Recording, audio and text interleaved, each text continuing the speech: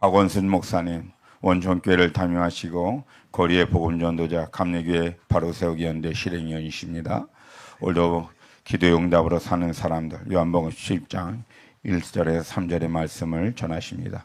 오늘도 기도 제목, 우리 말씀과 기도 제목 있고 같이 기도하겠습니다. 같이 읽습니다. 내 말과 내 전도함이 설득력 있는 지혜의 말로 하지 아니하고 다만 성령의 나타나심과 능력으로 하여 너희 믿음이 사람의 지혜에 있지 아니하고 다만 하나님의 능력에 있게 하려 하였노라. 같이 읽습니다. 강사님 영육간에 강건하게 하옵소서. 강사님 말씀 전하실 때에 성령이 나타나심과 능력이 있게 하옵소서.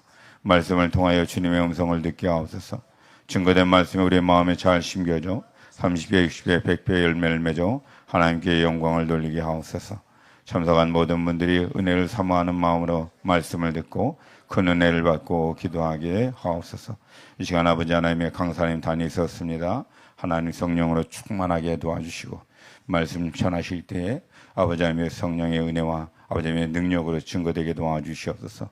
오늘도 우리 마무리 심령에 주님 말씀을 듣게 하시고 집중하게 하시고 아버지 하나님의 말씀을 듣고 아버지 하나님의 주님의 음성으로 듣는 시간 되게 도와주시고 아버지의 은혜의 시간 되게 하시되 아버지의 30배, 60배, 100배의 열매를 맺는 복된 시간 되게 하옵소서. 다 같이 한번 주여 한번 부르고 통성으로 기도합니다. 주여! 아버지 감사합니다. 오늘도 귀한 강사님을 아버지 단위에 세우시고 오늘도 아버지 말씀을 듣게 하시니 감사를 드립니다. 오늘도 아버지 29일차 아버지 하나님이여 하나님께서 아버지 차례 예배를 통하여 아버지 영광 받으실 때 오늘도 말씀의 큰 은혜와 아버지의 축복의 시간 되기를 간절히 원합니다. 사랑이 많으신 아버지 하나님께서 귀한 강사님 영육간에 강건하게 도와주시옵시고 오늘도 아버지 하나님의 성령님께서 충만하게 도와주셔서 아버지의 증거된 말씀이 성령의 능력 가운데 아버지 하나님의 오늘 간절히 아버지의 주님 아버지의 말씀을 듣고 사모하는 심령들 가운데 아버지 하나님께서 크게 은혜로 역사하게 도와주실 간절히 믿습니다. 오늘도 아버지 우리는 그의 말씀을 듣고 아버지 하나님께서 이 시간도 들을 수 있는 귀와 깨닫는 마음을 하여 주시옵시고 아버지 성령 임재 가운데 말씀을 듣게 하여 주시옵소서. 오늘도 주님의 음성을 듣게 도와주실 간절히 믿습니다. 사랑이 많으신 아버지께서 이 시간도 아버지 복되게 하여 주시옵시고 오늘도 아버지 우리의 마무리의 심령 가운데 큰 은혜의 시간 복된 시간 되게 도와주실 간절히 믿습니다. 아버지 하나님께서 이 시간도 함께 하셔도 성령으로 충만한 시간 되게 도와주셔도 은혜 받는 복된 시간 되게 도와주시옵소서. 주님께서 함께 하실 줄 믿습니다. 주님께서 축복하여 주시옵소서. 은혜 허락하여 주시옵소서. 인도하여 주시옵소서.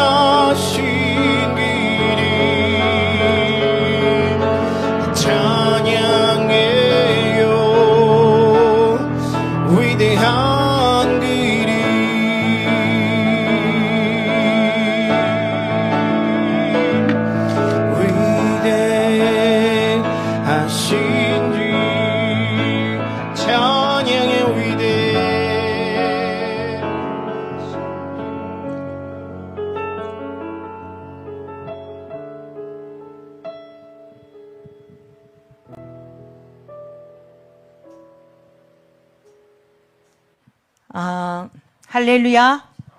주님 안에서 여러분들을 만나게 되어 하나님 아버지 앞에 감사를 드리고 또 무한히 주님 안에서 여러분들을 만나게 된 것을 기쁘게 생각합니다. 우리 주님께 영광입니다. 우리 잠깐 찬양 하나 부르고 기도하고 말씀을 듣도록 하겠습니다. 본래는 이 노래가 평화의 노래였어요. 2003년도에 이라크하고 미국 이 전쟁이 일어났을 때에 9시 뉴스를 보면서 너무 마음이 아팠어요. 그래서 눈물로 그 어린아이들 또 힘이 없는 구원받아야 할 영혼들 아직 하나님 앞에 해야 할 일들이 많이 있는 무고한 영혼들이 인간들의 탐욕과 탐심으로 인하여 그러한 생명들을 앗아가고 하는 모습을 볼 때 너무 마음이 슬프고 괴로워서 그 마음을 이렇게 노래로 만들었습니다. 근데 이제 평화의 노래라고 하였더니 요즘 이 귀한 평화라고 하는 단어가 이념과 사상에 잘못된 사람들에 대해서 오해가 되고 있어서 어젯밤에 부랴부랴 이걸 중보의 노래로 이렇게 제목도 바꾸고 가사도 조금 변경을 했어요. 우리 아주 그냥 한번 들으시면은 같이 부를 수 있는 그런 노랫말이거든요. 곡도 쉽게 만들었으니까 한번 같이 불러보도록 하겠습니다. 하나님 앞에 기도하는 마음으로 또 지금 세계 도처에서 전쟁이 일어나고 있고 또 남과 북의 관계도 그러하고 특별히 지금 우리 대한민국은 대단한 영적 전쟁 가운데 있는데 하나님의 긍휼하심을 구하면서 우리 같이 이 찬양을 드리도록 하겠습니다.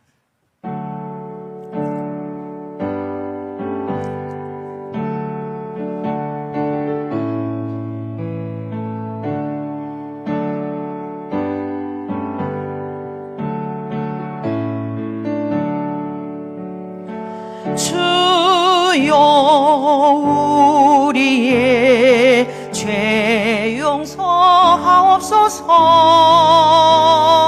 주여 민족의 죄를 사하소서.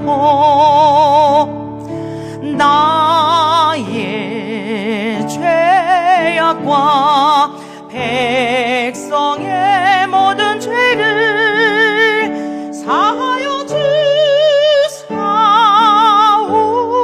우리에게 생명을 주옵소서. 같이 불러보시겠습니다. 1절 주여 우리의 죄 용서하옵소서. 주여 민족의 죄를 사하소서. 나의 죄악과 나의 죄악, 우리 민족의 죄를 회개합시다. 내 모든 죄를 사하여 주사. 우리에게 생명을 주옵소서. 주여 우리의 이웃을 돌아보사. 주의 뜻대로 행하게 하소서. 나의 형제와 자매의 모든 죄를 사하여 주사. 우리에게 영생을 주옵소서. 주여 우리의 나라를 돌아보사. 주의 뜻대로 다스려 주소서. 모든 분쟁과 모든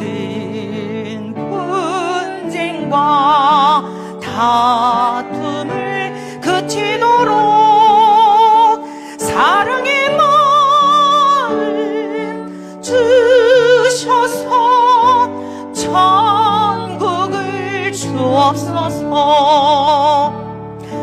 주여 인류의 허물을 용서하사. 주의 영으로 충만케 하소서. 주의 마음으로 세계가 하나 되어 주님의 나라 이 땅에 이루어 주옵소서. 하나님 아버지, 하나님 아버지, 저희들이 주님 앞에 나왔습니다. 세상을 바라보면 소망도 없고 탄식만 나오고 잠을 잘 수도 없는 기가 막힌 현실 속에서 하나님 아버지, 우리를 창조하셨고 죄 가운데 있는 우리들을 위해 예수님 보내주셨고 예수님을 믿음으로 죄 사함 얻고 하나님의 자녀가 되어 우리 주님의 이름으로 누구든지 구하면 들어주시마 약속하셨기에 이 밤에도 나라와 민족을 위해서 우리 대한민국의 기가 막힌 현실을 바라보며 우리 조국에 무너져 내리는 교회의 현실을 바라보며 세계의 타락의 물결이 뒤덮고 있는 이 현실을 바라보며 주님 앞에 나왔사오니 이 시간 주님 우리 가운데 함께 하심을 믿습니다. 자비로우신 아버지 하나님, 우리가 하나님의 말씀을 듣기를 원합니다. 깨끗한 심령을 허락하여 주옵소서. 불신과 불순종의 모든 쓴뿌리들을 이 시간 성령의 불로 태워주시고 다시 한번 십자가로 우리가 죽음을 경험하기를 원하오니 저희들을 십자가의 보혈로 깨끗이 씻겨주시사 주님의 말씀을 우리의 신비에 받기에 부족함이 없도록 역사하여 주옵소서. 종을 보내신 이유가 있는 줄로 믿습니다. 이곳에 모인 하나님의 거룩한 백성들에게, 그리고 이 시대를 향하여 하나님께서 전하시기를 원하시는 말씀, 꼭 우리가 들어야 할 말씀을 정확하게 바르게 제대로 잘 전하도록 역사해 주옵소서. 오직 주님께만 영광 올려드리게 하시고 말씀을 전하는 종이나 듣는 우리 모두가 순종하게 싸우니 마음껏 말씀해 주옵소서. 예수 그리스도의 이름으로 기도드립니다. 아멘. 아멘. 할렐루야. 스펄전 목사님, 네, 대부분의 목사님들이 굉장히 존경하고 본받기를 원하는 분이시죠. 스펄전 목사님이 고민하시는 게 있었다 그래요. 설교를 하려고 하면 성경의 여러 가지 말씀들 본문에서 나 좀 전해줘, 나 좀 전해줘 그런데요. 제가 갑자기 오늘 사실 제가 여기 올 이 순번도 아니고 여기 감히 설 수 있는 사람도 아니에요. 근데 대타로 왔어요. 어떻게 대타로 왔는지는 이따 말씀드릴게요. 그래서 지난 토요일 날 연락을 받았는데 주님께서 막 전하고자 하는 이 마음을 주시는데요. 설교를 3편을 준비를 했어요. 간사님께 제가 본문을 계속 바꿔가지고 오늘 3번째 말씀을 전하도록 하겠습니다. 두 본문이 궁금하시면 우리 대표님께서 다음에 초청해 주시면 그때 전하도록 하겠습니다. 네, 저는 정말 이 시대를 향하여 전하고자 하는 말씀이 너무 많아요. 너무 많은데 오늘 그 중에서도 기도의 응답으로 사는 사람들이라고 하는 제목으로 주님께서 우리에게 들려주신 음성을 들을 때에 주님을 만나시기를 축원합니다. 우리 한번 앞뒤좌우 인사하실까요? 당신은 기도의 응답으로 사는 사람입니다. 한 번 더 인사하실까요? 기도의 응답으로 사는 당신은 복덩이입니다. 할렐루야. 저와 여러분들은 기도하러 오셨잖아요. 기도하러 오셨는데 사실 저와 여러분들은 기도의 응답으로 사는 사람들입니다. 기도의 응답으로 사는 사람들. 그런데요, 기도의 응답으로 살면 좋겠죠? 진심입니까? 참 고달파요. 기도의 응답으로 사는 인생이 참 고달픕니다. 괴롭습니다. 앞에 계신 우리 이용희 교수님이 대표적이죠. 기론평 교수님. 또 이 10월 27일 정말 이 대대적인 연합 예배를 앞두고 누가 시킨 건도 아닌데 뭐 무슨 생기는 것도 아닌데 생기는 건 있죠. 비난과 조롱과 모욕과 오늘도 페북에 보니까 굉장히 천박한 일이래요. 이 10월 27일 날 광장에 이렇게 막 200만 모여 100만 모이고 뭐 또 오프라인 온라인 해가지고 200만을 모이자고 하면서 뭐 또 뭐 하는 거는 굉장히 천박한 일이래요. 제가 볼 때 그 인간이 천박한 인간이에요. 저를 보세요. 제가 어디 천박하게 생겼어요. 아주 기티나게 생겼지. 할렐루야. 주님이 우리 안에 계시기 때문에 세상에 어떤 인생도 우리를 해할 자가 없는 줄로 믿습니다. 우리 안에 주님이 계시는 사람이야 귀티나는 사람이죠. 우리는 왕 같은 제사장들인데 여러분 자부심을 가지시기를 축복합니다. 우리가 어떻게 기도의 응답으로 사는 사람들인가 본문 말씀을 같이 보시겠습니다. 요한복음 17장 1절 말씀 우리 다 같이 읽어보시겠습니다. 예수께서 이 말씀을 하시고 눈을 들어 하늘을 우러러 이르시되 아버지여 때가 이르러 싸우니 아들을 영화롭게 하사 아들로 아버지를 영화롭게 하게 하옵소서. 여러분 이 말씀의 배경을 좀 아셔야겠어요. 우리 주님께서 이제 이 마지막 이 대제사장적인 중보기도라고 하는데요. 이 기도를 드리시고 난 다음에 우리 주님께서 이제 잡혀가시고 재판을 받으시고 십자가 처형을 당하시잖아요. 근데 앞에 지금 무슨 일이 있었느냐면 예수께서 이 말씀을 하시고 앞에 무슨 말씀을 하신 거예요? 유언 설교를 하셨어요.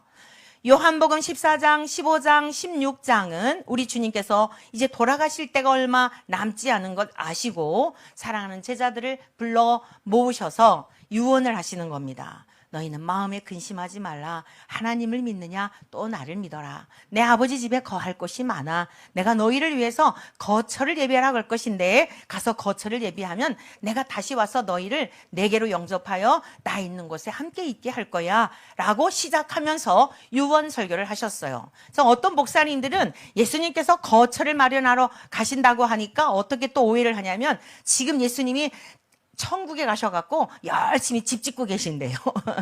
여러분도 그렇게 생각하십니까? 그렇지 않아요. 창세전 하나님께서 이 세상을 창조하시기 전부터 하나님이 목적했던 곳은 우리가 살고 있는 이 땅이 아닙니다.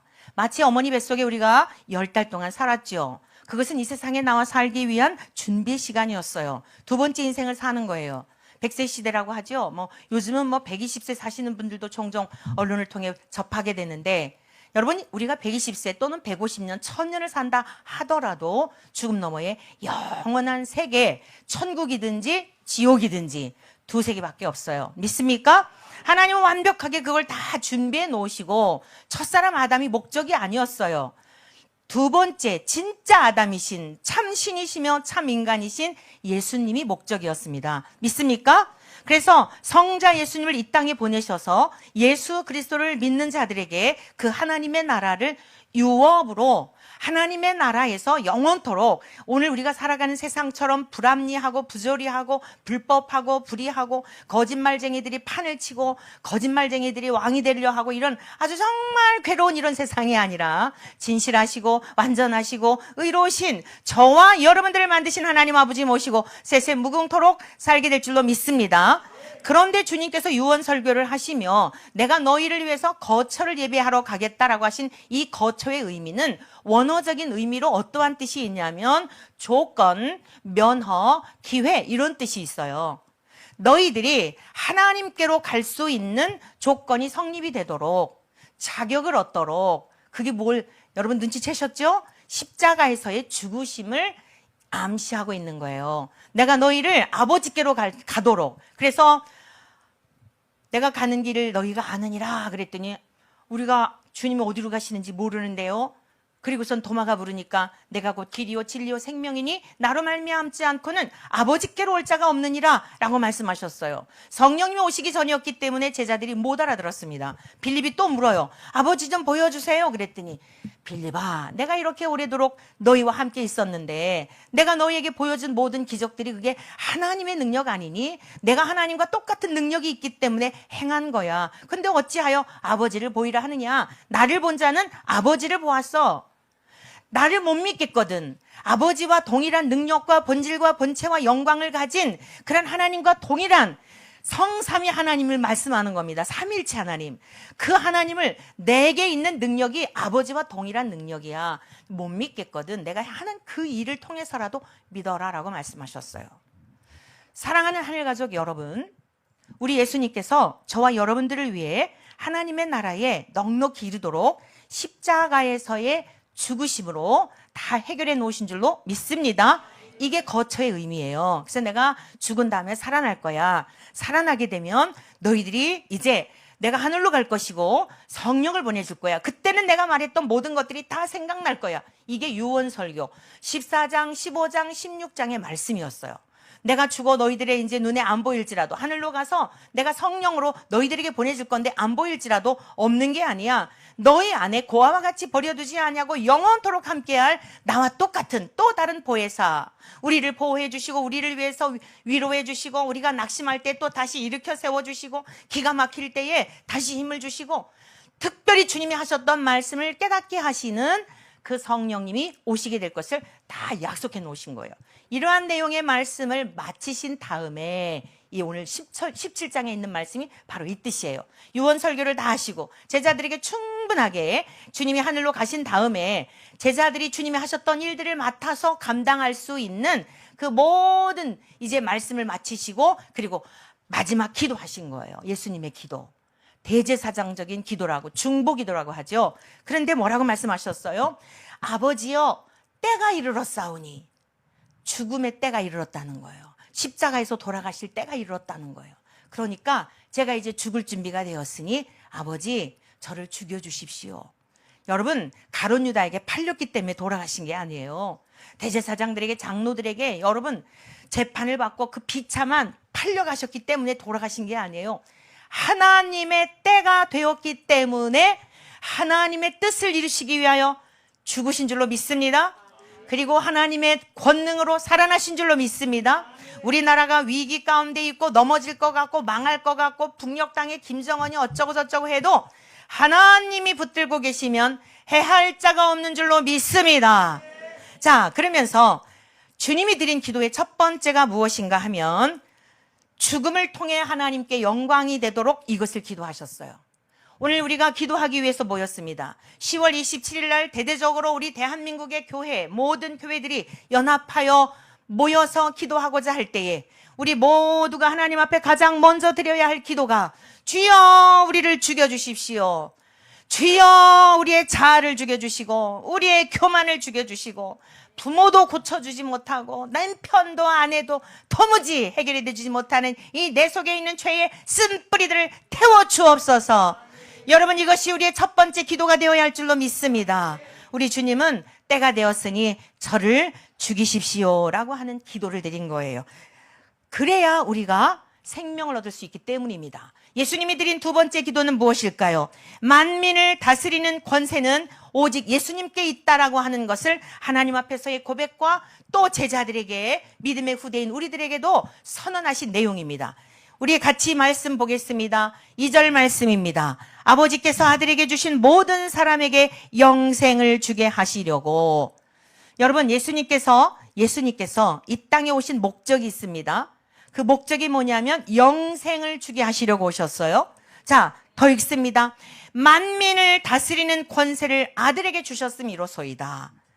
여러분, 우리 대한민국에 다 통치자가 있죠? 각 나라의 통치자가 있죠? 많은 통치자들이 또 모여서 그냥 논의하고 하지요? 여러분, 진정한 통치자는 세상 만물을 지으신 우리들의 아버지 하나님이신 줄로 믿습니다. 그 하나님으로부터 위임받은 만민을 다스리는 권세가 있기 때문에 우리가 죽는다 할지라도 다시 죽지 아니하는 영원한 생명을 얻을 수 있는 능력과 권세가 예수 그리스도 안에 있는 줄로 믿습니다. 그래서 주님이 두 번째 드린 기도는 무엇인가 하면 만민을 다스리는 권세가 예수님께 있다. 저와 여러분들이 세상에 여러 가지 부조리하고 불법하고 정말 저 뉴스 시간에 제발 좀 안 봤으면 좋을 사람들이 덜어 있죠. 정말 저는 지난번에 그 대선 때 있잖아요. 우울증이 오더라고요. 그 대선을 앞두고 기도하러 갔어요.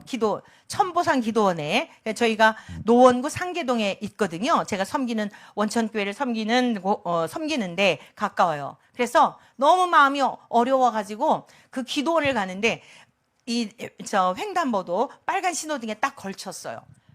걸렸는데 앞에요, 큰 건물에 그 사진 있잖아요. 큰 사진이 딱 있는데요. 그걸 보는 순간 눈물이 주룩주룩 나는 거예요. 주님, 앞으로 저 얼굴을 계속 보면서 살아야 될 텐데 어떻게 하면 좋죠? 하면서 눈물이 나는 거예요. 주님, 조금만 참아주시면 안 돼요? 진짜 저런 사람이 우리나라의 대통령이 되면 이건 정말 소망이 없는데, 이건 하나님의 심판이라고 생각이 되는데 하나님 어떻게 하면 좋아요? 조금만 참아주시면 안 될까요? 그리고서는요, 운전대를 붙들고서는 기도하면서 갔던 적이 있어요. 낙심하지 맙시다. 하나님이 다 때가 되면 알아서 정리정돈해 주세요. 근데 진짜 무서운 게 뭐냐면 우리들도 바르게 제대로 잘 살아야 돼요. 우리도 예외가 없어요. 그래서 오늘 밤 나와서 우리가 그 하나님을 경외하는 마음으로 기도하는 줄로 믿습니다. 주님은 말씀하셨어요.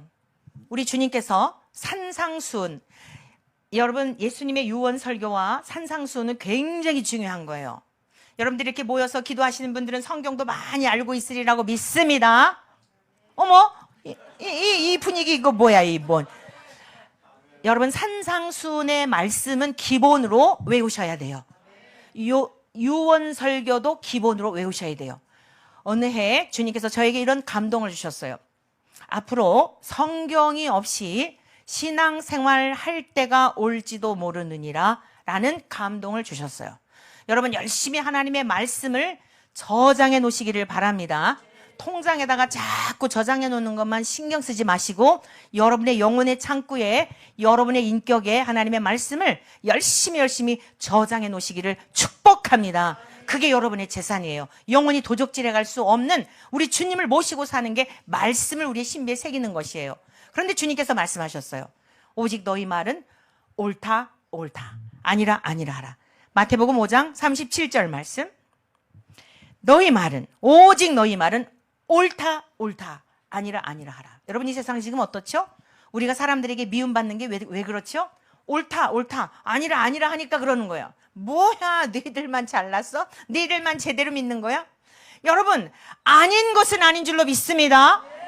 아닌 건 아닌 거죠. 동성애는 죄죠. 차별금지법이 제정이 되면 여러분 지금 많은 이 밖에 있는 사람들, 국회의원들 뭐 이런 사람들이 우리가 무슨 기득권을 뺏길까 봐 그런 줄로 착각을 하는데요. 총체적으로요, 망하는 길이에요.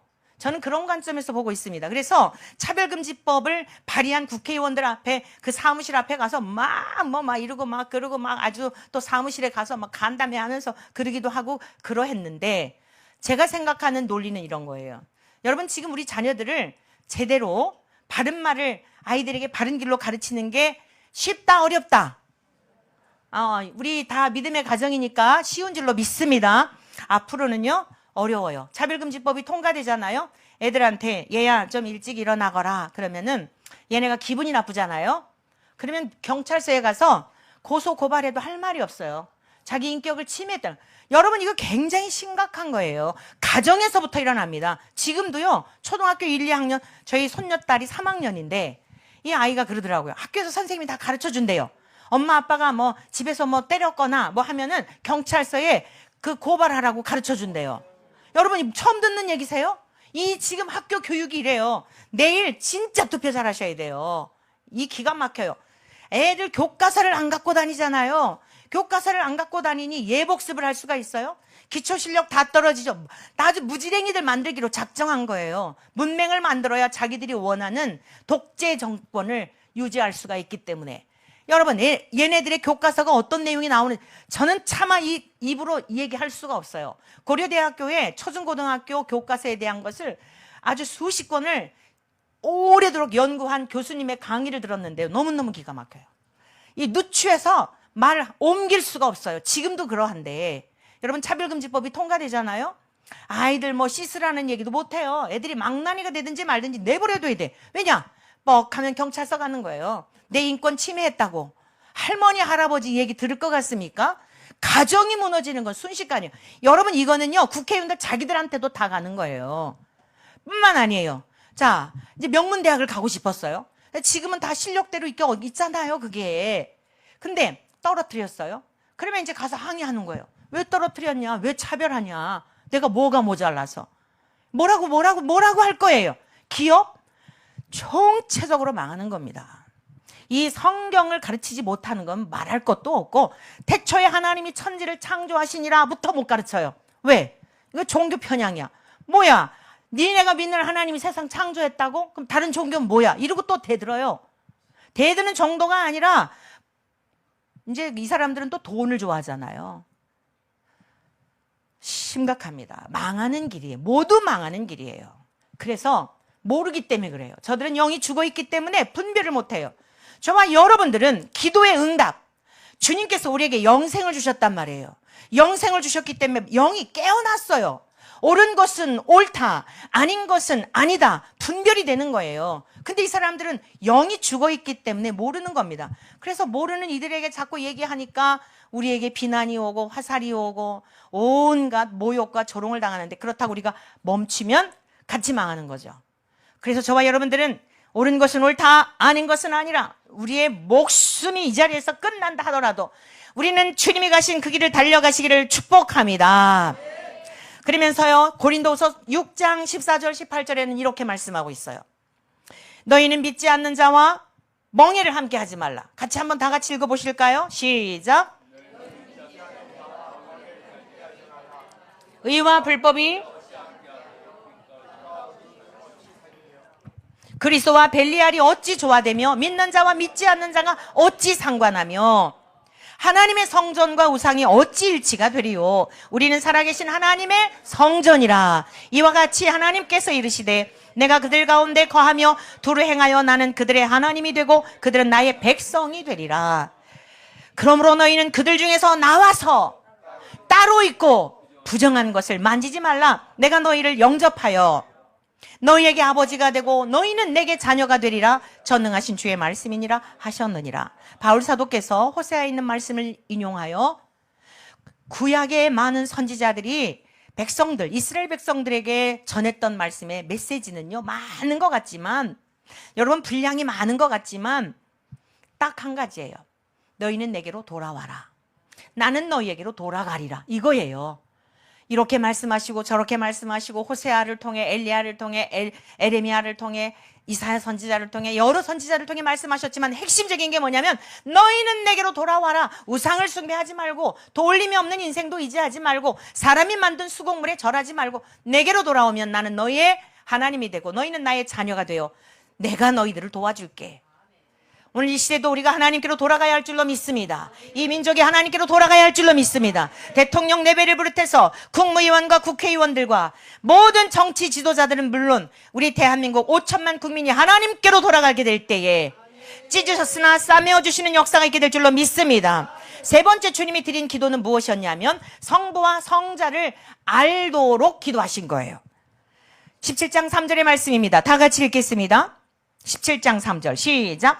영생은 곧 유일하신 참 하나님과 그가 보내신 자 예수 그리스도를 아는 것이니이다.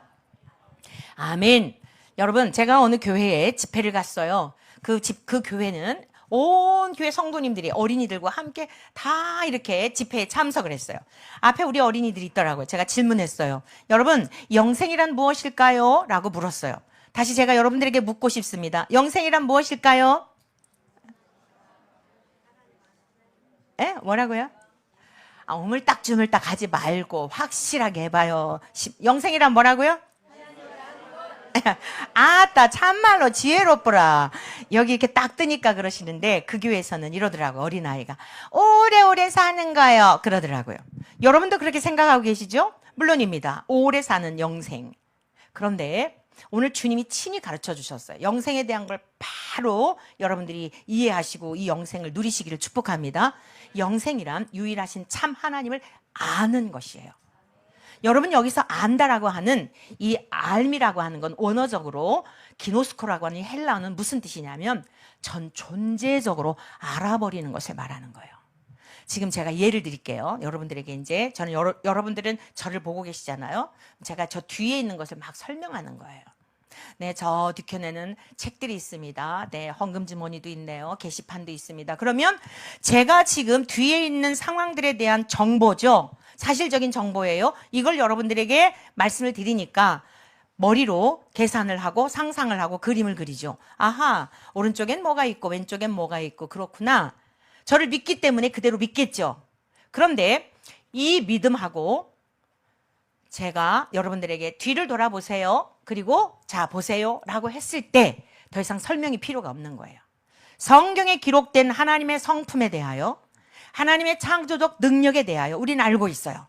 태초에 하나님이 천지 창조하신 것, 땅이 혼돈하고 공허하고 흑암이 깊음 가운데 있을 때 하나님의 신이 암탉이 새끼를 품듯이 품고 있었던 것, 그것은 이 물질 세계만이 아니라 우리 인간들도 여러분 땅이 혼돈하고 공허하며 흑암 가운데 있다라고 하는 이 창조, 첫째 날의 창조가 기가 막혀요. 이게 물리적인 세계만 창조한 게 아닙니다.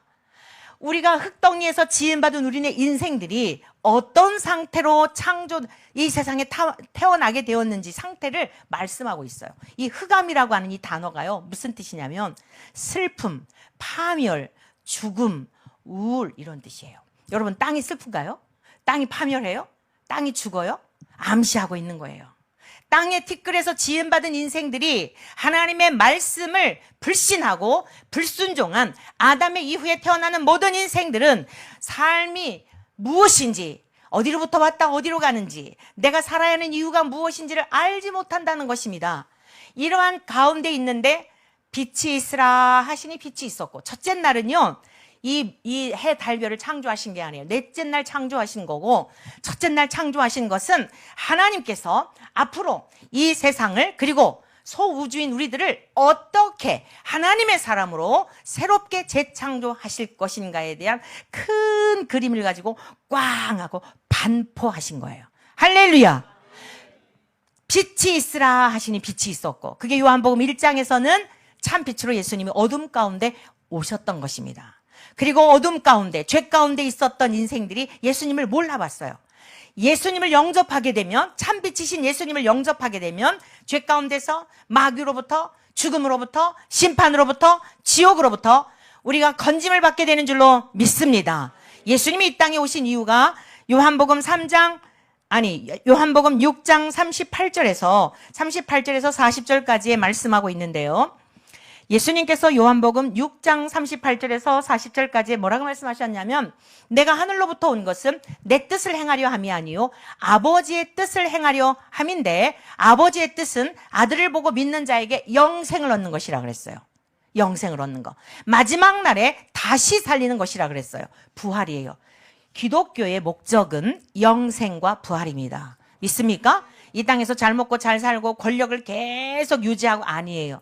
우리 주님이 지금 이 17장 마지막 유언 설교를 끝내시고 기도한 내용이 뭐예요? 우리에게 영생을 주게 하시려고 아버지께서 보내셔서 그것을 이루시기 위하여 제가 이제 죽을 때가 되었으니 아버지 저를 죽이십시오. 그 뜻을 이루십시오. 이 기도를 드렸다니까요. 그리고 저와 여러분들은 우리 주님의 기도의 응답으로 예수님을 믿음으로 말미암아 영생을 얻게 된 줄로 믿습니다. 저와 여러분들은 예수님의 기도의 응답인 줄로 믿습니다. 그러면서요, 이 안다라고 하는 것, 하나님을 안다는 것, 예수님을 안다는 것, 머리로 아는 지적 동의가 아니라 전 존재적으로, 전 인격적으로 알아버리는 것을 말하는 거예요. 여기에 주스가 있다고 생각해봐요. 이것을 제가 마신 거하고, 주스가요, 굉장히 새콤하고 달콤하고 맛있습니다라고 하는 것과 여러분들이 직접 마셨을 때는 완전 다른 거예요.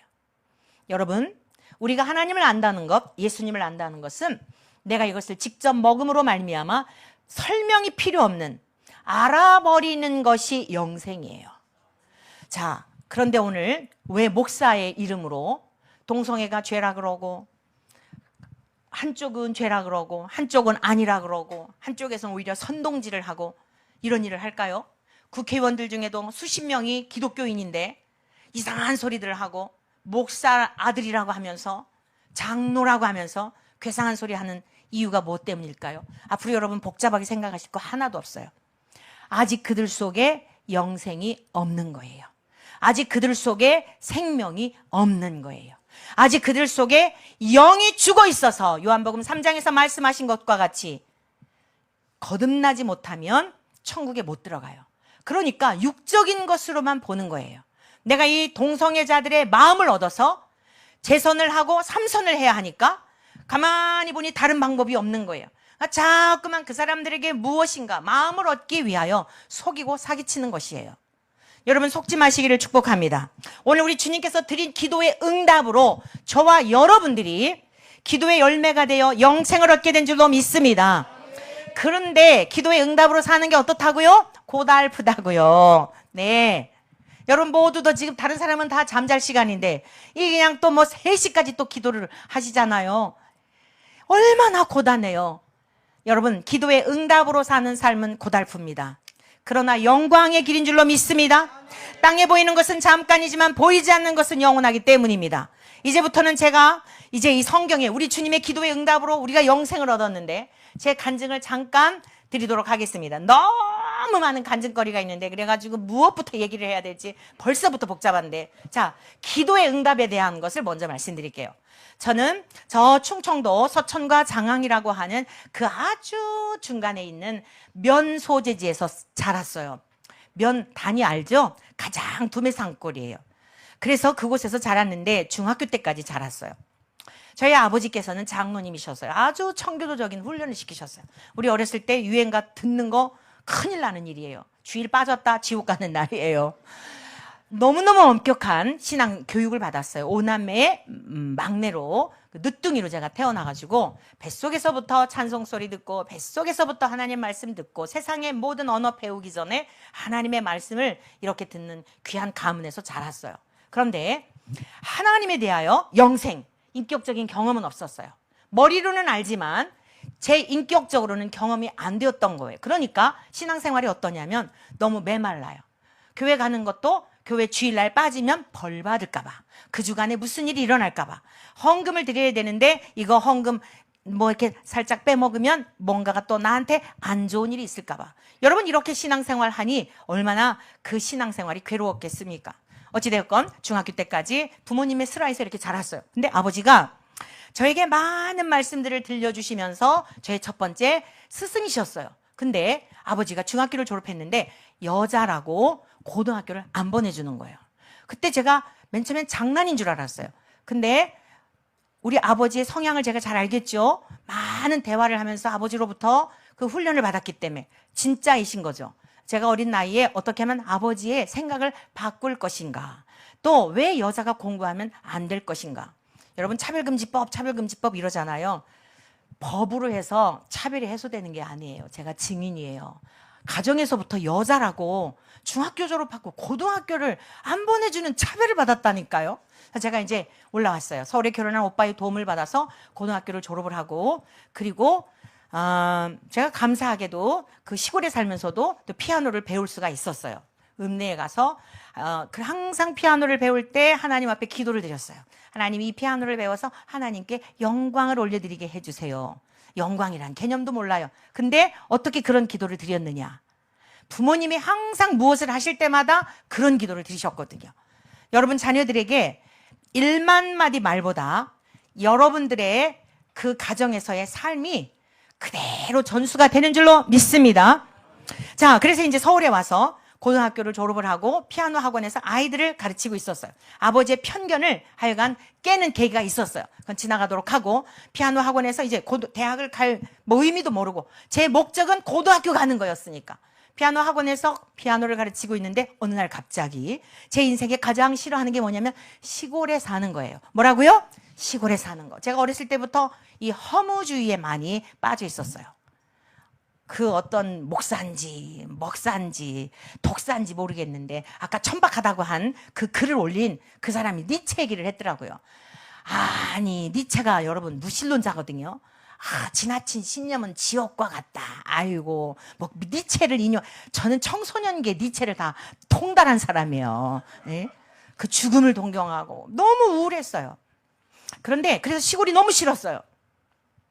어느 날 피아노 학원에서 아이들을 가르치는데 갑자기 시골이 가고 싶은 거예요. 그래서 제가 조퇴를 하고 금요일 오후에 시골을 가게 됐어요. 저희 동네 어귀에 다 들어섰는데 어느 분이요? 우리 딱 오늘 보니까 이용희 교수님하고 아주 비슷하세요. 저를 딱 보더니 저기 혹시 박 장로님 댁 막내 따님 아니셔? 그러는 거여서 그런데요. 누구세요? 그랬더니 내가 여기 송내교회에 새로 부임해온 목사라는 거예요. 박 선생, 이곳에 온 것을 환영하오 그러더라고요. 근데 이 환영하오 이 인사말이 껄쩍지근한 거예요. 집에 가가지고 갔더니 어머니가 깜짝 놀라시는 거예요. 야, 너 어떻게 알고 왔냐? 그러시는 거예요. 뭘? 그랬더니 뭐 새로 오신 목사님도 날 보고 환영한다 그러고, 딸이 집에 오는 것이 뭐가 이상해서 뭘 알고 내가 어떻게 와? 그냥 오고 싶어 왔지. 그랬더니요, 세상 천지에 제가 제일 싫어하는 게 뭐라고요? 시골이잖아요. 근데 이 새로 오신 목사님이요, 그 사모님이 아주 열성적이셨대요. 이 장로교단은 임원회의 못 들어가거든요. 근데 이 딱 와보니까 시골교회 반주자가 없는 거예요. 그러니까 급하니까 임원회에 긴급 동의를 하신 거예요. 저 박 장로님 댁 막내딸이 반주를 한댄다. 인간적으로 오라 그러면 오겠냐? 지금 시골에 있는 다 젊은이들도 다 서울로 가는 판에 그 잘 살고 있는 그 젊은이가 오겠냐? 그러니까 오늘 우리가 작정하고 40일 동안을 작정 차려 릴레이 기도를 하자. 아마 여기 그 애써기도 운동에 계신 다이 성도님들과 같은 분들이었다. 보니까 그분들이 여기 계신 것 같아. 제가 그 이야기를 듣는데요, 죽음이었어요. 그때 제가 20살 때였거든요. 한참 꽃다운 나이에. 지금도 제가 이렇게 아름다운데. 근데 굉장히 이게 무슨 웃음이신가요? 아무튼 20대는 다 예뻐요. 아니 근데요, 세상에 언제 다시 올지도 모르고 무조건 서울의 삶을 청산하고 그냥 밤마다 이 에스더 긴도 운동 본부의 성도님들처럼 막 끈질기게 주여 박 선생의 마음을 움직여 주세요 이러고 40일 동안을 기도했다는 거예요. 제가 내려간 날이 며칠째? 그렇죠. 기도하시는 분들이라 역시 신통방통하셔서 잘하셔. 40일째 되는 거라는 거예요. 저는 의심이 굉장히 많거든요. 만약에 제 어머니나 아버지가 전화해서 요즘 내려와라면 절대 안 가요. 그냥 가서 그런 얘기 들었어도 안 가요. 근데 오라고 한 게 아니잖아요. 좋다고 갔잖아요. 이 멍미, 와, 너무너무 괴로웠어요. 제 어머니가 이러시더라고요. 얘야, 낸들 너를 오라고 하고 싶겠니? 그러나 주께서 너를 쓰시고자 하면 낸들 어찌하겠니? 나중에 성경에 보니까 나귀를 쓰실 때 예수님이 데려오라, 주께서 쓰시겠다 하라 그랬잖아요. 제가 심히 고민이 되었어요. 왜 고민이 되었냐면 저희 집에, 서울의 저희 집에 올케 그 방판이라고 알아요? 저 화장품 방문 판매하는 거를 방판이라고 그러거든요. 이 화장품 판매하시는 아주머니가 저희 집을 들락날락 하시면서 저를 앉혀놓고요. 아, 글쎄 내가 옛날에 목사의 아내가 될 뻔 알았거든. 근데 꼬질꼬질하니 그냥 이런 데도 다 닳고 너무너무 그냥 아주 가난이 내가 너무 싫어가지고 잘 사는 집에 내가 시집을 갔지. 근데 내가 이렇게 쫄딱 망해가지고 이걸 하고 다닌다는 거예요.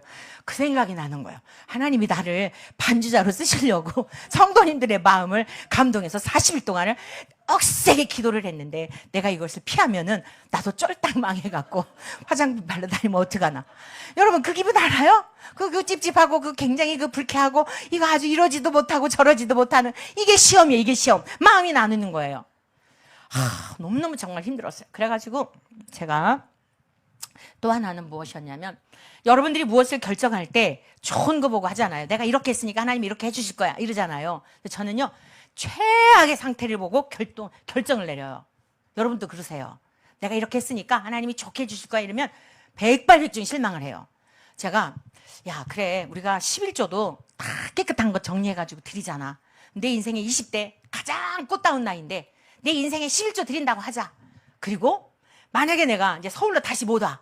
그래갖고 시골에 그냥 농부, 옛날에는 그냥 시집을 잘 가는 게 뭐예요? 돈 많이 있는 집에 시집 가는 거였어요. 그 얼마나 고달픈 삶이에요. 지금 생각하면 굉장히 아주 솔찬히 고달픈 삶인데 그게 이제 시골에서 시집 잘 가는 거예요. 부잣집에 가는 거. 내가 서울 한 번도 이제 다시 오지 못하고 네가 시골에 이렇게 살아도 너 후회 안 할래? 그런 거예요. 그래 후회하지 않겠어. 이러고서는요 그 뒷날 서울로 올라오는데 너무 억울한 거예요. 아니 4시간 50분 동안을 우등열차를 타고 장항에서 서울행을 타고 오는데 막 실현당한 여자처럼 눈물이 주룩주룩 흐르는데 세상 천지에 나처럼 불행한 여자가 없어. 아니 어렸을 때는 옆에 있는 동네들 우리 동네 애들 그냥 교회 안 다녀도 마당에서 그렇게 막 뛰어놀면서 우리 교회 언덕백에서 걔네들 소리가 들려 나도 가서 놀고 싶은데 나는 맨날 알아듣지도 못하는 하나님 얘기 예수님 얘기 재미도 없는 얘기 나는 왜 이렇게 팔자가 이렇게 믿는 집에 태어나서 그것도 모자라가지고 그 세상에 날 보고 이제 이 꽃다운 나이에 시골에 모든 거 버리고 와서 반주를 하려니 너무 억울한 거예요. 여러분 은혜롭게 울면은요 눈도 예뻐져요.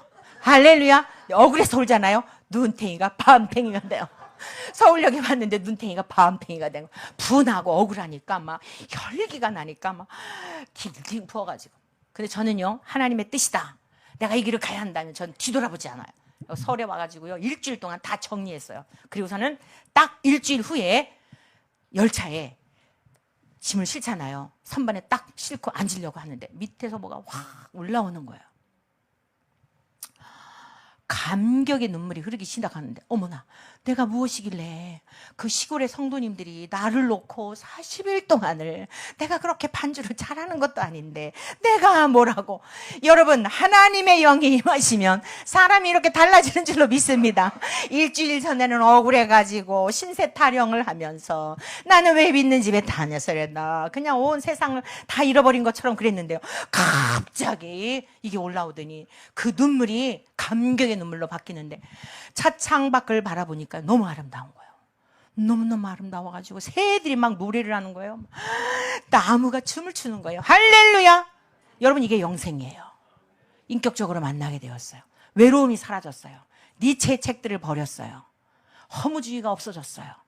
여러분, 차별을 받았다 그랬잖아요. 여자라고. 법을 바꿔서 차별이 해소되는 게 아니에요. 복음이, 예수님이 여러분 존재 자체로 내가 가야 할 길을 알게 하시고, 그리고 그 시골에 결단하고 갔더니 저는 이제 인생 끝났다고 갔잖아요. 근데도 내심 마음에 한켠에 또 이런 게 있었어요. 목사님 뭐라 그랬냐면, 박 선생, 후계자만 양성해 놓으면 언제라도 올라가, 이러시더라고요. 그 얘기가 희망이었어요. 그래서 이제 애들 이렇게 가르치면서 어느 녀석이 잘하나 하고 보니까 중학교 1학년짜리가 음감이 예민한 거예요. 6개월을 가르쳤는데요, 반주를 잘하는 거예요. 목사님 저를 부르시는 거예요. 박 선생, 이제 됐으니 서울로 올라가. 그때요, 창세기 22장이 그냥 믿어졌어요. 창세기 22장이 뭔지 아시겠죠? 에스더 기도 운동에 나오는 분들은 기본적으로 아셔야 돼. 뭐예요? 이삭을 바치라는 내용이잖아요. 아브라함, 하나님께서 아브라함에게 이삭을 잡수려고 바치라고 하신 게 아니었구나. 마음만 보시려는 거였구나. 이래가지고요, 성경이 그냥 믿어졌어요. 일체 창세기에서부터 요한계시록까지 하나님의 말씀이라면 꿀송이처럼 달고, 여러분 그 6개월 동안 있는 동안 뭘 했게요? 갈 데도 없죠. 볼 책도 없죠. 우리 집엔 소설도 없었거든요. 성경하고 교과서 봐야 했어요. 이게 아버지의 교육이에요. 그러니까 친구들은 다, 읍내에 있는 친구들은 서울로 떠나지, 놀러 갈 데도 없지. 그러니까 심심하니까 성경을 읽을 수밖에 없잖아요. 6개월 동안 성경 읽고, 아이들 오면 가르치고, 저녁이 되면 어머니 따라서 철야를 가고, 이렇게 6개월을 보냈어요. 그리고 올라가라고 하는 그 말씀을 제가 듣고 나니까 인생에 대한 물음을 갖게 되었어요. 와, 정말 행복했는데, 외롭지 않았는데, 친구도 없고 갈 데도 없고 뭘 하나 볼거리가 없는데, 똑같은 환경인데 어떻게 이렇게 달라질 수 있지? 부러운 게 없는 거예요. 내 인생 앞으로 어떻게 살까? 제가요, 서울에 올라와가지고 그때 당시 70년대에 마더 테레사가 되게 유명했어요. 아, 우리 개신교회는 왜 이런 여성이 없는 거야? 이래가지고 제가요, 엄청 그 세미나 같은 데를 쫓아다녔어요. 나도 인도에 가가지고서, 빈민촌에 가서 나도 빵을 주기는 주는데 나는 복음을 주기 위해서 가야 된다. 이래가지고서는 다녔는데 그게 새록새록 생각이 나는 거예요. 아, 오지에도 갈 수 있겠다. 그럼 신학교를 가야 되겠다. 이래가지고는요, 또 이제 서울로 올라와가지고 신학교를 가려니까 또 여자가 무슨 신학교를 가냐요. 아버지가 그렇게 또 봤으면서. 그래갖고 첫 학기만 등록금을 대주시오. 하나님께서 내 가는 길을 기뻐하시면 친히 등록금 해결해 주실 겁니다. 이렇게 선포를 하고요. 우리 이제 감리교 신학대학교에 그때 야간이 있었어요. 낮에는 아이들에게 피아노 학원에서 가르치고, 밤에는 공부하고, 끝나고 나면 4층 다락방이 있었어요. 지금 대학원 건물인데 거기 올라가가지고 3년 6개월 동안 어둠과 싸우면서 씨름하며 기도하게 하셨어요. 3년 6개월 동안. 제 기도 제목이 무엇이었냐면, 기도의 동역자 한 사람만 붙여주세요. 너무 무섭습니다. 제가 80년도에 신학교를 갔는데 얼마나 그때 대한민국이 소란하고, 그것도 있었어요. 통행금지 전까지 버스 시간 해가지고 그때까지 씨름하는 거예요. 무서워가지고 제가 우리 그 김철성 교수님이라는 분이 계셨거든요. 신학학 교수님이신데, 교수님 기도하다가요 너무 무서우면 어떡하죠? 그랬더니 그러면 그만해 이러시는 거예요. 근데 그건 아닌 것 같더라고요. 그래가지고 막 머리가 쭈뼛쭈뼛하고 하는, 지금은 학교가 엄청 달라졌죠. 그때는 컴컴하고 진짜 무서웠어요. 하나님, 기도의 동역자 한 사람만 붙여주세요. 졸업할 때까지 안 붙여주셨어요. 마지막 사은회 때 저보고 기도를 하라 그러더라고요. 교수님 모시고. 도대체 내가 3년 6개월 동안 다락방에서 뭘 기도했지? 거대한 댐이 있는데, 댐 있죠? 물 저장해 놓은 거. 작은 균열이 틈새가 보이는 거예요. 아, 이거를 막지 않으면 다 이게 무너져 갖고 다 죽는 거잖아요. 이 균열을 메울 수 있는 사람으로 써주세요. 이게 사은회 때 드렸던 기도예요. 3년 6개월 동안, 지금 벌써 80년도에, 제가 올해 나이 65세거든요. 그때 드렸던 기도가 지금까지 살아오면서 왜 그 기도를 드렸는지를 너무 많이 경험했어요. 오늘 시간이 없기 때문에 다 할 수는 없는데. 자, 그래서 신학교에 이제 갔잖아요. 신학교 1학년 2학기 때 복학생이 있었는데, 한 너댓 명이 앞에 나가지고 안녕하십니까 아무개입니다 하더라고요. 근데 어떤 뻘대같이 이렇게 생긴 사람이 딱 제 이렇게 시야에 들어오는 거예요. 저 사람은 성격이 이럴 것 같고 어딘가 아픈 것 같고 그리고 제 인생에 대한 어떤 뭔가가 딱 이렇게 스쳐 지나가는 거예요. 내가 미쳤나? 아니 내가 무당도 아니고 왜 이렇게 저 사람을 보고 무슨 생각이 들지? 이랬는데 며칠 있다가 전화가 온 거예요. 박원순 자매님이십니까? 그래요. 그렇다 그랬더니 나 아무개입니다. 너무 인상이 강렬해서 기억했거든요.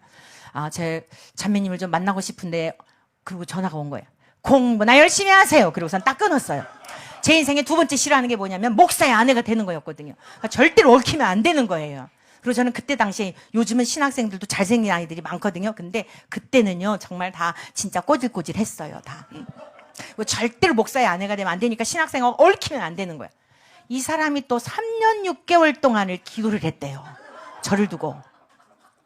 여러분 그래가지고요 40일을 저를 놓고 이 꽃다운 청춘의 이 자매를 놓고 기도를 해가지고 신학교를 갔지요. 또 신학교 가가지고 3년 6개월 동안 저를 놓고 기도한 남자를 만나가지고 억수로 고생했습니다. 그래가지고 나중에 이제 사은회 딱 끝나고 났는데 저를 엄청 이렇게 막 좀 그러고 이런 건 이제 소식을 들어서 알았어요. 근데 하나님 앞에 기도를 하니까 시골 갈 때 그 마음을 똑같은 마음을 주시는 거예요. 내가 가야 할 길인 것에 대한 확신을 주시는 거예요. 3일 동안을 금식하며 기도를 했어요. 아주 좋은 집안에 정말 일하는 사람이 한 2명 있고 한 집안에 편안하게 살 수 있는 집안에 그러니까 우리 집에서 뭐라 그러냐 얘야 네가 시골에 가서 반주자로 봉사를 했더니 장로님 집안에 이렇게 좋은 집안에 믿음 있지 이 삶에 편하지 너한테 딱 어울려 이건 하나님이 주신 축복이야 막 이러시는 거예요. 저는 고민이 됐어요. 그래가지고 어느 사람이 진짜일까요 하는데 이 병색이 완연한 이 사람이 하나님이 주시는 사람이라는 확신이 드는 거예요. 그래서 84년도 1월 1, 2, 3, 3일 기도하고 내려와서 아버지 제가 아무개 전도사하고 결혼하겠습니다. 그랬더니 누군데? 그래 같이 공부했습니다. 그 집안은 어떤 집안이야? 몰라요. 형제는 몇 명이래? 몰라요. 고향은 어디래? 몰라요. 뭐 알고 결혼한다는 거야? 하나님이 그냥 이 사람하고 결혼하라는 마음에 확신을 주셔서 제가 가야겠습니다. 그랬더니 미쳤다는 거죠. 데리고 와봐라. 여러분 그래가지고요 84년도 1, 2, 3 기도하고 2월 20일 졸업하고 3월 1일 결혼을 했어요. 이 사람하고 교제를 했잖아요. 절대 결혼 안 했어요. 살아보면서 결혼을 해보니까 5차례의 수술 병력이 있더라고요. 첫 인상에서 하나님이 그걸 느끼게 하신 거예요. 두 번째 또 결혼하고 나서 수술을 4번을 했어요. 그래가지고 악성 뇌종양으로 결혼 생활 14년을 했는데 14년 동안 결혼 생활 하다가 결국에는 갔어요. 여러분 이렇게 기도의 응답으로 사는 게 이렇게 고단하다니까요. 아니 저를 왕비처럼 모실 줄 알았거든요. 완전히 무수리가 없는 거예요. 맨날 아프니까. 그러면서 제가 3번째 싫어하는 게 뭐냐면 노방에 나가서 전도하는 거예요. 그런데 그때 당시에 제가 지금 시간이 한 10분 정도만 더 쓸게요. 괜찮겠습니까? 네. 자, 그래서 어찌됐건 지금 기도 시간 아직은 좀 남아있는데 얘기가 좀 그럴 것 같아요. 미리 양해를 구하는 거예요. 90년도에 목사의 아내가 되는 걸 그렇게 싫어했다 그랬잖아요. 근데 상계동에 개발되기 전에 원주민들이 사는 아주 누추한 그런 그 한옥을 9옥을 구입해가지고 이렇게 한 40여 평 되는 것을 막 구입을 해가지고 거기 사택도 하고 마당은 또 이렇게 40평을 여러분 40평을 사택을 하고 예배를 드렸으니 상상이 되죠. 주방도 하고 이랬으니. 그런데 너무 감사한 거예요. 이게 사람이요 참 간사해. 왜냐하면 목사의 아내가 되기를 그렇게 싫었는데 은혜가 임하니까 여러분 그때 당시에는요 제가 청소하고 성도들 식사 준비하고 주보하고 속회 인도를 7속을 인도를 하고 지나놓고 나니까 하나님의 섭리였어요. 목사 훈련을 시킨 거예요. 이 남편을 감독으로 해가지고 저를 훈련을 시킨 거예요. 주일 새벽 2, 3시가 되면 끝나는데 어머나 이 성전에 걸레를 닦고 있는데 너무너무 행복하고 감사한 거예요. 세상 천지에 내가 뭐라고 목사의 아내가 되어서 이렇게 하나님의 성전에 살다니 너무너무 감격이 돼가지고 막 이러고 닦고 있는데 너무 죄송한 거예요. 누추한 거예요. 그때 우리 성도들이 제 또래 20대 후반 30대 초반 거의 이렇게 목회자들하고 비슷하거든요. 다 판벽한 집에서 살고 있는데 성전이 너무 누추한 거예요. 그래가지고 하나님 앞에 아름다운 성전을 봉헌해 드리고 싶은 생각이 들고, 그 다음에 하나님이 뭘 제일 기뻐하실까 이 생각이 드는 거예요. 영혼 구원하는 것을 기뻐하실 것 같더라고요. 그래서 이렇게 닦다가 천정을 바라보면서 주님 앞에 몇 명의 영혼을 구원하면은 하나님도 기뻐하시고 나도 시원하고 그럴까. 그래서 1000명, 10,000명, 10만 명, 양이 안 차는 거예요. 근데 1억, 그러니까요. 할렐루야, 꽉 차는 느낌이 드는 거예요. 그래서 우리 교회는, 그때 교회가 초대교회였어요, 1억 명의 영혼에게 복음을 전하는 교회다. 이제 이렇게 그 야심한 새벽녘에 그 마음을 결심을 하고, 아침에 이제 남편 일어났을 때, 여보, 우리 교회 지표를 1억의 영혼을 구원하는 교회로 하면 어때? 그랬더니 또 제 말을 잘 들었거든요. 좋지. 이래가지고요, 월요일 날 현수막을 맞추는 거야. 초대교회 지표 1억의 영혼을 구원하는 교회. 화요일에는요, 제가 기도 모임을 인도했거든요. 작정서를 썼어요. 작정서를 써갖고 다 나눠줬어요. 여러분, 우리 교회는 앞으로 1억 명의 영혼을 구원하는 교회입니다. 40평에 아주 너무 누추한, 진짜 지나가다가 이 교회라고 할 수 없는데, 여기서 성도님들이 이해가 안 되는 거예요. 다 뜨악해가지고 갑자기 맛이 갔나 하는 표정들인 거예요. 여러분들의 표정하고 똑같아. 아주 여러분들이 지금 이 표정이야. 도대체 이해가 안 되는 표정.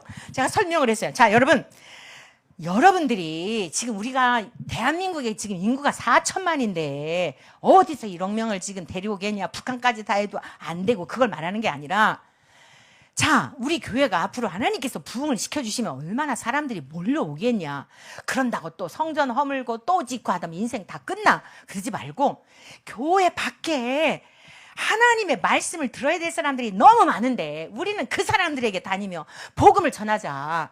여러분들, 나는 용기가 없어서 못해요. 그러면 헌금해, 기도라도 해. 그래서 작정서 1번, 1억 명의 영혼을 구원하는데 1번 기도로 협력한다, 2번 물질로 협력한다, 3번 나가서 한다. 뭐래도 빠질 건 없잖아. 이래가지고 하니까 억지로다가 해가지고 이제 이거를 써냈어요. 자, 아까 제가 그랬잖아요, 초두에 대타로 왔다고. 강호식 목사님이라는 분이 우리 교회의 성도님이셨어요. 이제 거기 있다가 이사를 왔어요, 아파트 단지로. 이분이 이천에 있다가 이사를 왔는데, 우리 교회는 지하거든요. 지하인데 좀 지하가 넓어요. 원래 가려고 했던 교회를 가려고 했는데 시동이 안 걸려가지고 우리 교회로 오셨대요.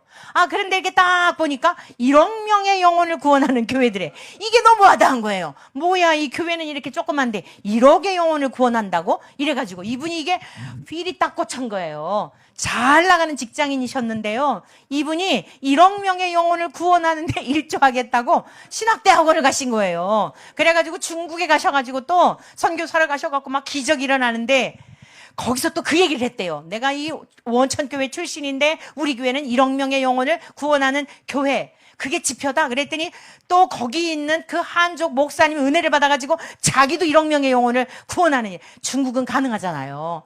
그래가지고 또 이게 막 전파가 된 거예요. 지금 이 강호식 목사님은 미국에서, 펜실베니아주 쪽에 미국에서 미국인 목회를 하세요. 160년이 된 역사가 깊은 동양인으로서는 최초로 미국 연합 감리교회 소속으로 거기서 목회를 한국식으로 하시는 거예요. 정해져 가지고 성경도 공부하고 가르치고 새벽 기도도 매일 할 수는 없으니까 놀라운 역사가 일어나는데, 지금 미국은 감리교회가 갈라졌잖아요. 이 목사님은 나오셨어요. 그리고 성도들에게, 여러분들이 동성애를 찬성한다면 나는 어쩔 수 없다. 여러분들은 여러분들의 의사대로 하고, 나는 절대 이 UMC에 그 미연합 감리에 있을 수가 없으니까 나는 탈퇴하겠다 했더니 온 성도님들이 다 동의를 해가지고요, 할렐루야, 나오게 되었어요. 근데 근본에 지금 여기 한국에 오셨거든요. 그래서 사실 그분을 초대하려고 했는데 안 오신다 그래가지고 제가 대타로 왔어요. 근데 사실 1억 명의 영혼 구원은 원조예요. 자, 그러면서 우리 이제 그 김 목사님, 돌아가신 김 목사님이 이 내종량에 3개월에서 6개월밖에 못 산다 그랬어요. 그때 90년도에 1억 명의 영혼에 대한 꿈은 있었는데 6년여 세월이 흘렀어요. 96년도. 92년도부터 이 악성 뇌종양이 발병이 돼서 3개월에서 6개월밖에 못 산다 그랬는데 6년을 더 살려주셨어요. 만 6년을. 그러한 상황 속에서 하나님 앞에, 하나님, 제가 제 대신, 김 목사 대신 저를 데려가세요. 이 기도를 드렸어요. 그리고 나중에는 정신지체 1급, 신체장애 1급, 수술이 이제 이렇게 뇌를 다쳤기 때문에 전두엽 부위에 있었거든요. 그래갖고 많이 어려웠어요. 많이 이제 아주 그냥 여러분이 경험하는 거 다 경험했어요. 여러분들이 무슨 얘기하는 거에 제가 다 공감할 수 있어요. 할렐루야. 그래가지고 제가 주님 앞에 저 대신 이 사람을 살려달라고. 두 번째, 그리 아니하시겠거든. 제가 제일 힘든 일 할 테니까 주님 살려주시면 안 되겠냐고. 이래가지고 제일 힘든 일이 뭐지? 하면서 90년도에 가졌던 그 소망, 생각만 하고 있었지 실제 나가서 그렇게 전도 막 한 건 아니었거든요. 그래서 96년도 11월부터 전철에 나가서 복음을 전하기 시작했어요. 지금까지 이제 계속 하고 있는데 결국 데려가셨죠. 데려가셨지만 계속 하고 있어요. 여러분들이 보니까 굉장히 저를 짠한 듯한 눈빛으로 보시는데 제가 14년 동안 결혼 생활하고 13년 동안 혼자 있다가 13년 전에 재혼을 했어요. 우리 신랑이 지금 어디 있나 모르겠네. 여기 계신가? 네, 이전에 돌아간 양반은 장동건 스타일이었고 지금 사는 사람은 현빈 스타일이에요. 네, 여러분들이 짠하다고 절대 그렇게 생각하시면 안 돼. 네, 기도의 응답으로 사는 거는 종말에 가서는 영광인 줄로 믿습니다. 예? 기도의 응답으로 3년 6개월 동안 기도해놓고 나를 그렇게 고생만 시키고 짐더미 다 맡기고 갔는데 선하신 하나님은 4년 연하에 어디 갔네. 4년 연하에 현빈과 같은 멋진 남편을 저의 조력자로 함께 주님을 섬기고 있어요. 자, 말씀을 맺도록 하겠습니다. 기도의 응답으로 사는 것은 고단해요. 여러분, 주님의 기도의 응답으로 저와 여러분들이 지금 여기 있는 거예요. 우린 사랑의 빛을 진 자예요. 우리가 드리는 기도가 다른 사람들에게 응답이 되어야 되지 않겠습니까? 동성애 찬성하고 뭐하고 다 불쌍한 영혼들이에요. 사랑하는 성도 여러분, 제가 전도한 거, 노방에서 전도한 거 하나만 말씀을 하고 오늘 말씀 맺도록 할게요. 비행기에서도요 전도를 했어요. 그거만 좀 제가 설교를 할게요.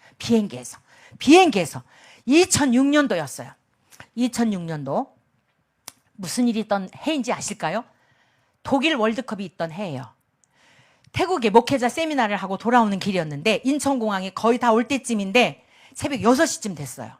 근데 방송에 뭐라 그랬냐면 16강에 못 들었다는 거예요. 그러니까 이 남성분들 축구 좋아하시잖아요. 자나깨나 축구 얘기, 군대 축구 얘기. 다들 그냥 한숨을 들이쉬고 내쉬고 이게 이 비행기가 가라앉겠더라고. 다들 제가 저쪽 뒤에 앉았는데 16강에 떨어졌다 그러니까 휴 이러는 거예요. 그때 갑자기 성령님이 제 마음을 강권하시는 거예요. 복음을 전하라는 마음을 주시는 거예요. 제가 이랬어요. 주님, 이건 아니죠. 입장 바꿔놓고 생각해봐요. 여기는 전철도 아니에요. 전철은 듣기 싫으면 날리면 되고 옆으로 가면 되는데 뛰어내릴 수도 이건 아니죠. 아니 아무리 그래도 그렇지 제가 아무리 순종해도 그렇지 이건 아니죠. 그랬는데 그때부터 침묵이 흐르는 거예요. 이 고통의 시간 네가 알아서 해 이거거든요. 옆에 이제 일본 선교사님이 계셨어요. 제가 안쪽에 있었고 여기 이제 이쪽으로 통로가 있는데 계속 막 그 1분이 막 한 10분, 1시간. 왜냐? 조금 있으면 이제 앉아야 되잖아요. 벨트 다 매야 되고. 공항에 도착하니까. 이 타이밍이 있는 거예요. 계속 고통을 주시는 거예요. 제가 지금까지 눈치채셨는지 모르겠는데 제일 중요한 신앙인의 가장 중요하게 여긴 게 뭐냐면 순종이에요. 순종하며 시골 갔고 순종함으로 결혼했고 모든 게 순종이에요. 아담이 왜 온 인류가 이렇게 죄인이 되었죠? 불순종했기 때문이에요. 우리는 누구를 믿고 있죠? 순종하신 주님을 믿고 있는 거예요. 할렐루야. 이 비행기에서 지금 강권하시는 이 마음을 내가 이걸 불순종하게 되면 계속 괴로울 것 같아요. 지금까지 순종하며 살았는데 애가 모르겠다. 아이고, 내가 망신을 당하든 말든 다 주님 거니까 알아서 하시오. 그리고서 이제 거울 꺼내가지고 이러고 하니까 제가 이렇게 옆에 있는 선교사님한테 참 일어나라 그랬더니 저보고 어디 가려고 그러네요. 그 얘기하면 절대 안 되거든요. 절대로 안 돼. 그래서 이제 잠깐 나가려고 그래서 이제 비켜줬어요. 앞에 가면 이렇게 이제 모니터 있잖아요. 딱 갔어요. 이제 성큼성큼 가가지고 승객 여러분, 제가 조금 전에 이 창밖을 열어보니까요 너무 화창해요. 그랬더니 이러고 있던 뭐야 뭔 얘기하려고 그래 이러고 다 이제 일어나는 거예요. 승무원들도 뭔 얘기하려고 그러지 이러는 거예요. 그래가지고 제가 차 창밖을 보니까 너무 화창한데 승객 여러분의 모든 삶에 우리가 조금 있으면 이제 우리 인천공항에 도착하잖아요. 여러분의 인생길에 이렇게 화창한 이런 날씨와 같은 은혜가 있기를 축복합니다. 자, 제가 지금 왜 나왔냐면요. 조금 전에 우리가 기내 방송을 통해 들었잖아요. 아니, 이 태극전사들이 16강에 떨어졌다 그러니까 여러분들이 한숨을 들이쉬고 내쉬고 비행기가 떨어질 것 같아서 제가 여러분들 위로해 드리려고 나왔어요. 그랬더니 안 일어났다는 사람들까지 이제 일어나는 거예요. 그래가지고 집중해서 듣는 거예요. 자, 한번 생각해 보세요. 아니, 우리 태극전사가 금메달을 땄다고 해보십시다. 여러분들한테 커피 한 잔을 대접해요. 과일 하나를 사줘요. 계산해보면 아무것도 없어요. 왜 그렇게 근데 우리는 막 이 밤에 잠도 못 자고 계속 귀를 기울이며 우리 태극전사들을 이렇게 응원했죠? 한 동족이기 때문이에요. 그리고는 떨어졌다 그러니까 너무 낙심이 됐잖아요. 막 내 새끼가 떨어진 것처럼. 왜 그렇죠? 운동 경기에서는 이겨야 돼요. 근데요, 우리네 인생길이 운동 경기장인 거 아세요? 여러분이 지금 이제 공항에 내리시면요, 인생의 운동 경기장으로 가는 거예요.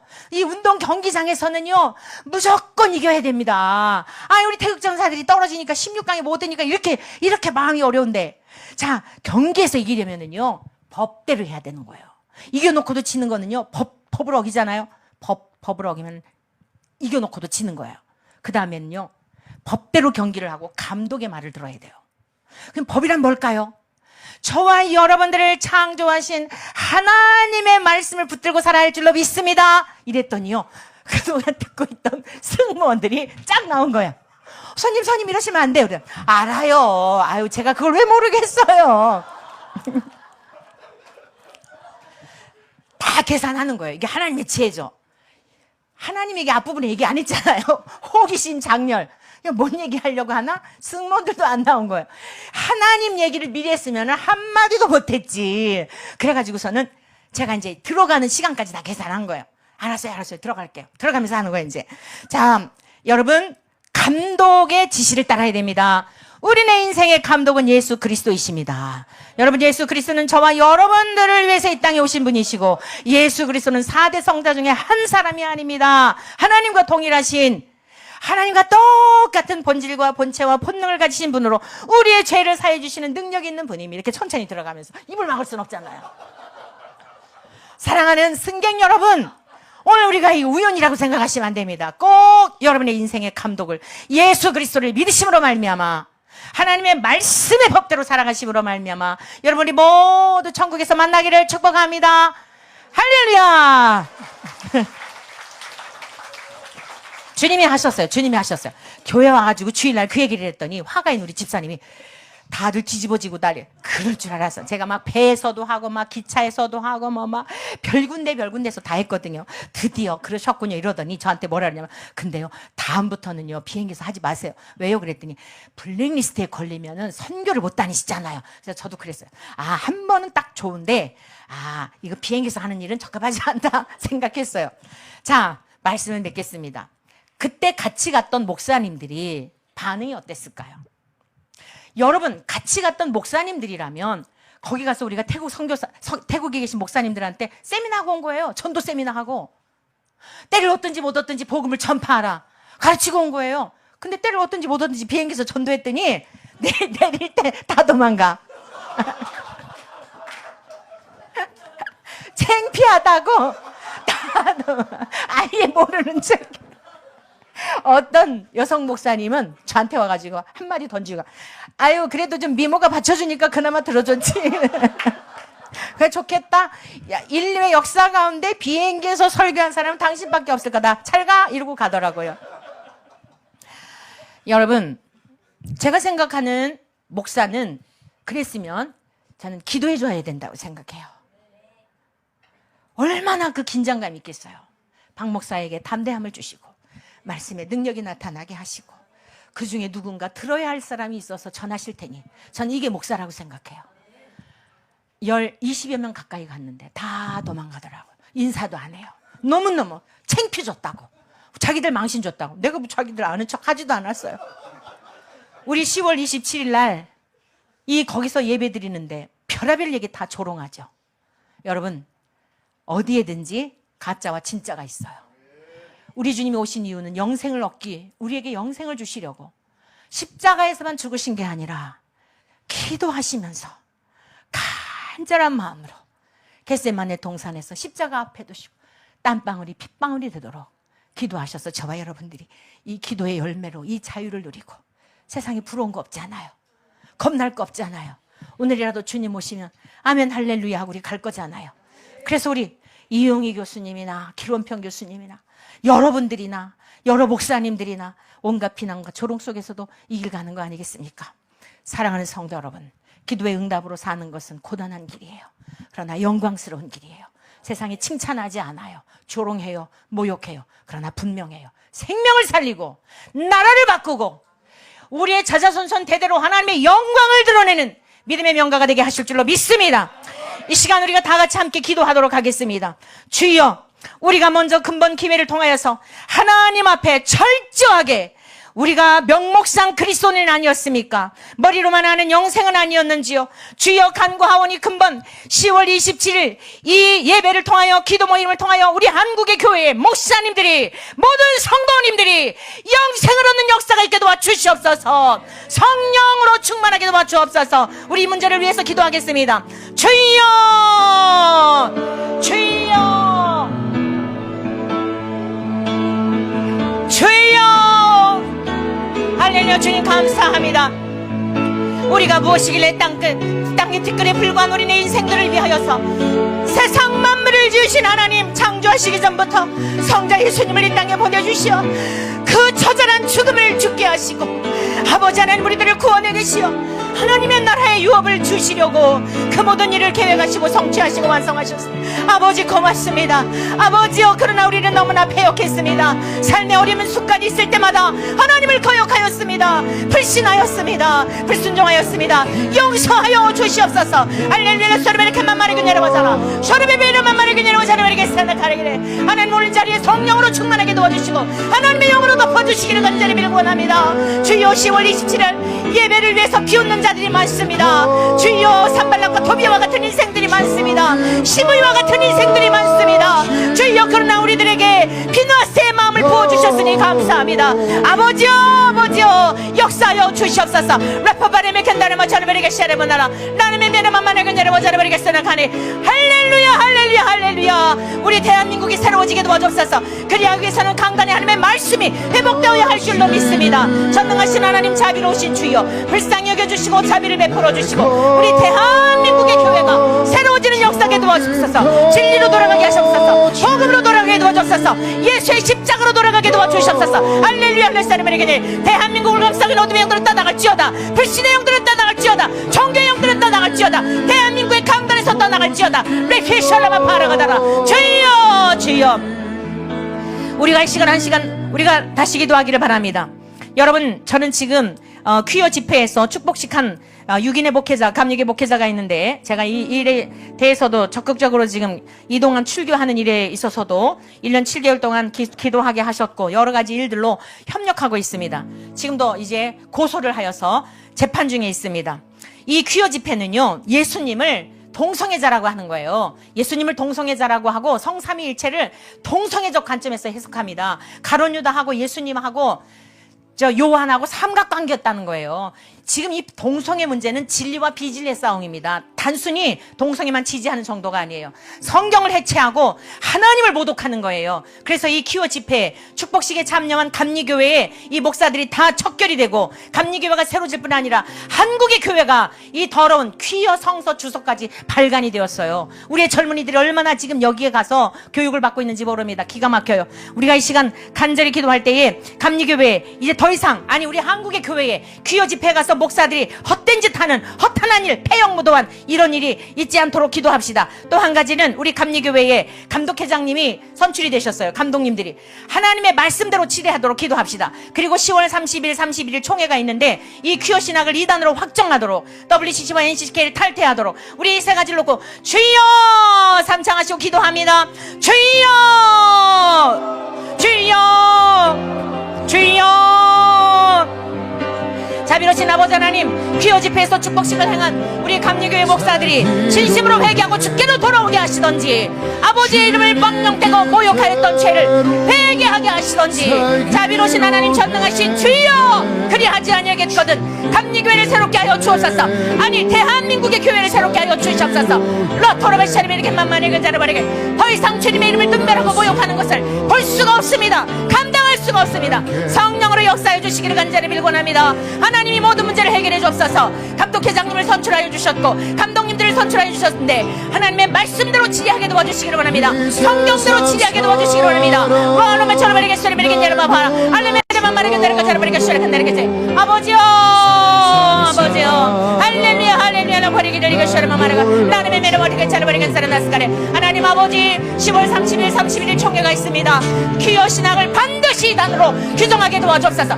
확정짓게 도와주옵소서. 다시는 이러한 것을 가지고 젊은이들을 미혹하지 못하게 도와주시기를 간절히 빌곤합니다. WCC와 NCK와 WA와 이 모든 것들로부터 결별하기를 원합니다. 하나님을 대적하는 이 악한 자들과 어찌 함께 할 수가 있습니까?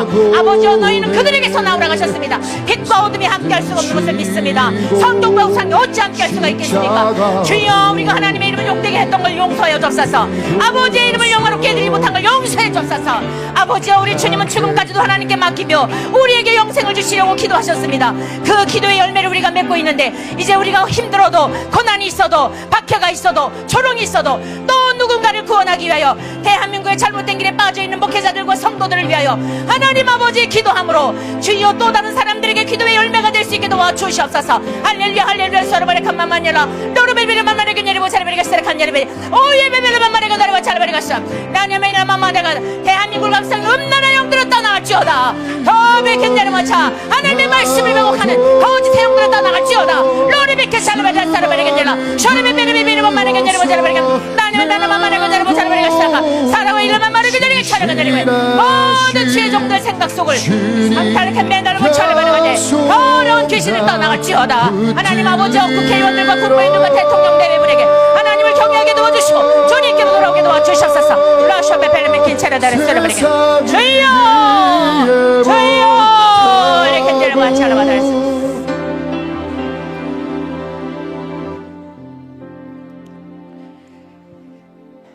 하나님 아버지 감사합니다. 저희를 존재 자체로 사랑하시는 주님을 찬양합니다. 이 땅에 오셨던 주님, 하나님을 보여주시고 보이지 않는 하나님의 형상으로서 하나님의 영광으로서 그 모든 영광을 나타내어도 우둔한 인생들이 깨닫지 못하고 믿지 못하였으나 여전히 변함없는 사랑으로 성령님까지 보내주셔서 오늘 이렇게 귀한 모임 가운데도 역사하시고 우리를 생명의 길로 인도하여 주시니 감사합니다. 우리 주님의 기도의 응답으로 우리가 열매를 맺게 되었으니 우리가 또 다른 사람들의 기도에 응답이 되게 도와주시옵소서. 다른 영혼들을 주님께로 인도할 수 있는 일에 우리 모두를 사용하여 주옵소서. 10월 27일 집회를 통하여 놀라운 복음으로 진리로 생명으로 예수 그리스도로 말미암아 거룩한 부흥이 일어나게 도와주시고 대한민국이 정결케 되는 역사가 일어나게 도와주시옵소서. 존귀하신 우리 구주 예수 그리스도의 이름으로 기도드리옵나이다. 아멘.